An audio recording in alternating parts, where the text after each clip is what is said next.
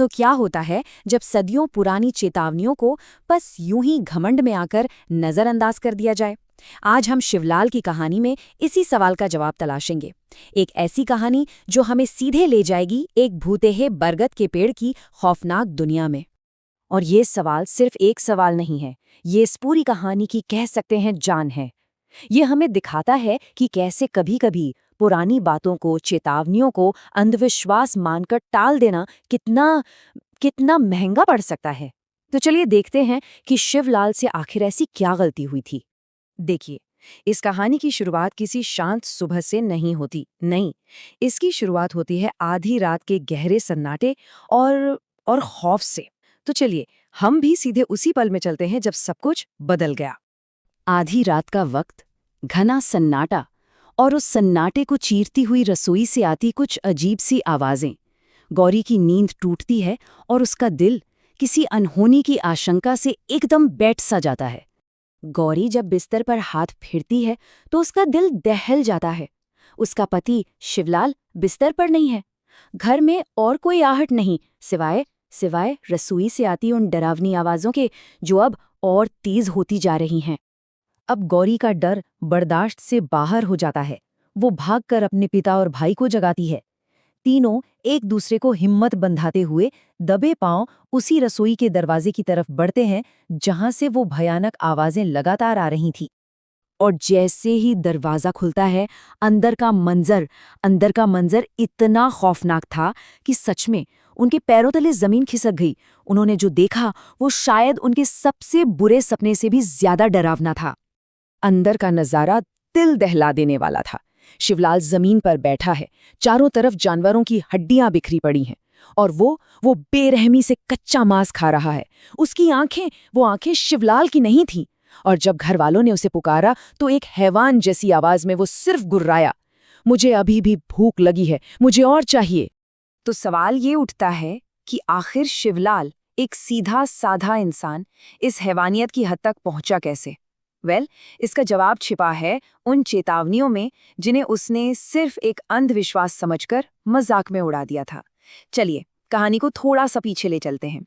देखिए, शिवलाल को एक दो बार नहीं बल्कि पूरे 4 बार आगाह किया गया था। गांव के दुकानदार जगतराम काका से लेकर उसकी अपनी पत्नी गौरी और ससुर तक हर किसी ने उसे समझाया कि अंधेरे में उस रास्ते पर मत जाना। हर चेतावनी के साथ खतरा जैसे बढ़ता जा रहा था, पर शिवलाल, उसके कानों पर तो जूं तक नहीं रेंगी। शिवलाल की असल दिक्कत थी उसका घमंड। हर चेतावनी पर उसका एक ही जवाब होता। वो हंस देता और कहता, अरे भूत प्रेत जैसी कोई चीज नहीं होती, मैं इन सब में विश्वास नहीं करता। उसने गांव वालों की सदियों पुरानी बातों का मजाक उड़ाया, ये जाने बिना कि कभी-कभी कुछ मान्यताएं किसी खौफनाक सच पर टिकी होती हैं। तो अब आता है कहानी का वो मोड़, वो निर्णायक पल जब शिवलाल ने जानबूझकर अपनी किस्मत को ही चुनौती दे डाली और सारी चेतावनियों को नजरअंदाज करके उस शापित रास्ते पर कदम रख दिया।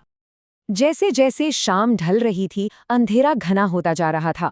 शिवलाल अकेला उस रास्ते पर था जो सीधा उसी भुतह बरगद के पेड़ के पास से गुजरता था।